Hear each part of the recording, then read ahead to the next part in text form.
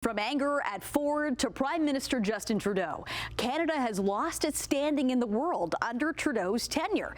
That sentiment coming from an unlikely person, one of Trudeau's former cabinet ministers, Marc Garneau.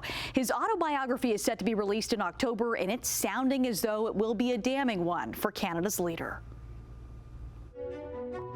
The former astronaut who was dropped from Prime Minister Trudeau's cabinet in 2021 criticizes the Prime Minister as an ill-prepared leader who prioritizes politics in a most extraordinary ride, space politics and the pursuit of a Canadian dream. Marc Garneau says Canada has lost its standing in the world under Trudeau's tenure. A Washington Post headline actually read, "Trudeau's India trip is a total disaster." Critics allege that the trip was more of an extended vacation since Trudeau met with almost no Indian government officials, but he did find time to take a few pictures. And those pictures and others of some embarrassing moments have certainly sent Trudeau trending.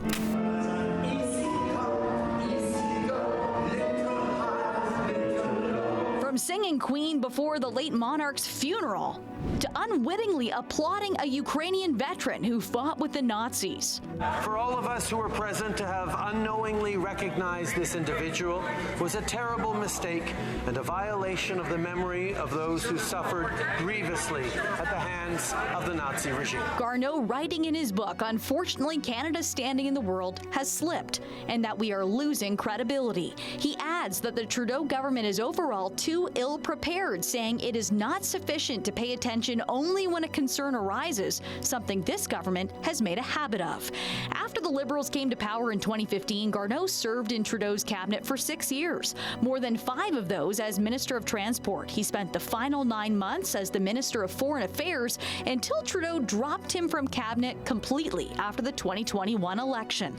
The ex-astronaut is not the first former cabinet minister to pen a memoir that denounces the Prime Minister.